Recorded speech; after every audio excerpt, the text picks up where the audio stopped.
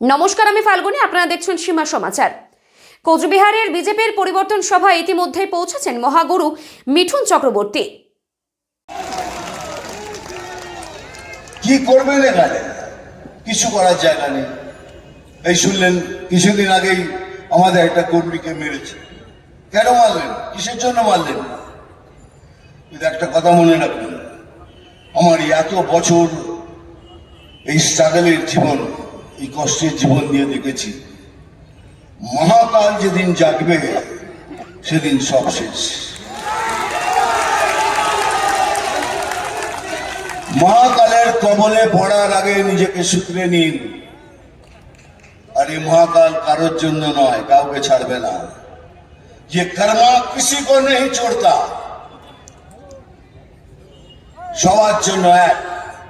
মারছেন, ধরছেন, ওকে কাটছেন, কাটুন, কিন্তু যেদিন মহাকালের কবলে পড়বেন ঠিক সেইভাবেই আপনার সাথে ব্যবহার হবে।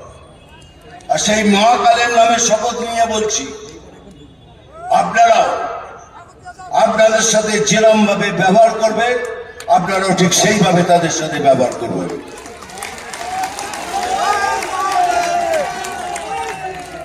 বলছি তো, বাংলাদেশ ভাবছেন, কিন্তু বাংলাদেশ ভাবলে হবে না। এই যতদিন মিঠুন চক্রবর্তীর লোকের গায়ের রক্তে এক ফোঁটা রক্ত থাকবে, कोई माई का दाग ये कर नहीं सकता। একদম দাবিয়ে বলছি। আর আমার মতো এরকম অনেকে আছে যারা রক্ত দিয়ে দেশকে বাঁচাবে, এই রাজ্যকে বাঁচাবে। এই রাজ্যকে কোনোদিন এই হাতছাড়া হতে দেবে না, কেন এটাই আমাদের।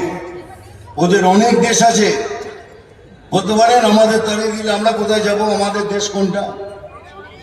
আমাদের কোনো দেশ নেই। একে বাঁচাতে হবে। বাংলা হিন্দুকে বাঁচাতে হবে, সনাতনীকে বাঁচাতে হবে, হিন্দুত্বকে বাঁচাতে হবে, বাঙালিত্বকে বাঁচাতে হবে, আর এই পশ্চিমবঙ্গকে বাঁচাতে হবে।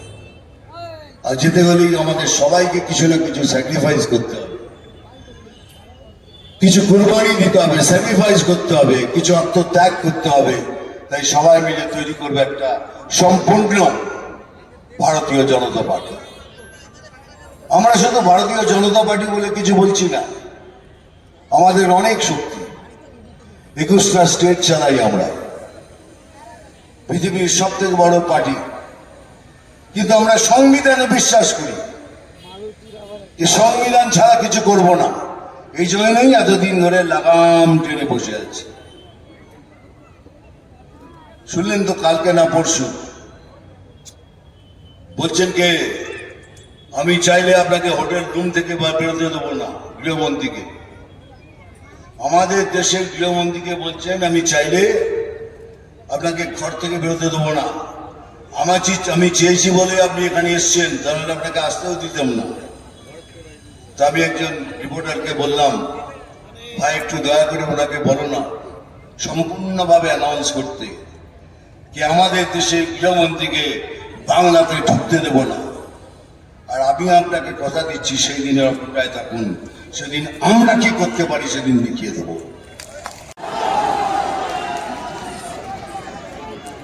খুব দুঃখিত আজকে আমি কুচবিহারে সেই প্রথমে ব্যাড নিউজ শুনলাম। খুবই দুঃখিত, কেননা কুচবিহারে যে ক্যান্সার হসপিটালটা তৈরি হয়েছে, অনেক বছর আগে আমি একটা সুপারস্টার হিরো রকেট বাসে করে এসেছি। রকেট বাসে এই কুচবিহারে এসে হাত পেতে চাঁদা তুলে এই হসপিটাল তৈরি হয়েছে। কুচবিহারের ক্যান্সার হসপিটালে আমার যতটুকু দান আছে, কিন্তু আজকে এসে শুনলাম এটা খুবই দুরবস্থায় রয়েছে। সেই জন্য খুবই দুঃখিত, দুঃখ পেলাম। কারণ যার জন্য করেছিলাম সেই সেবাই যদি লোকেরা না পায়, তার থেকে বড় কষ্ট আর কিছু নেই। যাই হোক, শুনলাম, সুযোগ পেলে আবার আসবো, আবার টাকা তুলবো, আবার ক্যান্সার হসপিটালটাকে জাগানোর চেষ্টা করব। নয়, যারা পাচ্ছেন তারা নেবেন, নিশ্চয়ই নেবেন, কারণ এটা আপনার টাকা, আপনাদের ট্যাক্স পেয়ারের টাকা। আপনাকে নিতেই হবে সেই টাকা। কিন্তু আমার কিছু প্রশ্ন আছে। যারা এই টাকা নিচ্ছেন খুব ভালো, কিন্তু আপনার সন্তান যদি বিবেকী হয়, সে যদি বিবেক নিয়ে বেঁচে থাকে, অন্য কুলাঙ্গারদের মতো দুর্নীতি করতে চায় না, সে তো বেকার বসে আছে। আপনার স্বামী যে দুর্নীতি করতে চায় না, বেকার বসে আছে। আপনার বাবা মা শ্বশুর শাশুড়ি অসুস্থ, আমাদের প্রাইম মিনিস্টার মহাশয় 5 লক্ষ টাকা করে সবার জন্য আয়ুষ্মান ভারত করেছেন, সবার জন্য, কিন্তু সেটা দিতেই দিচ্ছেন না। এখানে কি আয়ুষ্মান ভারত এখানে করতে দেবেন না? তাহলে প্রধানমন্ত্রীর নাম বেড়ে যাবে। কিন্তু এত কোনো লোক কষ্ট পাবে, তাতে ওনার কোনো খেয়াল নেই। আপনারা পাবেন না, কেন পান না? ভোট দিয়ে আনুন, আরো ভোট দিয়ে আনুন, তাহলে আরো পাবেন না। এখন কথা হচ্ছে কি, আয়ুষ্মান ভারত 5 লক্ষ টাকা করে পাবেন আপনারা, জানতে দিচ্ছে না। কিন্তু এই সরকার এলে প্রথম কাজ আমি করব, আয়ুষ্মান ভারতকে চালু করাবো।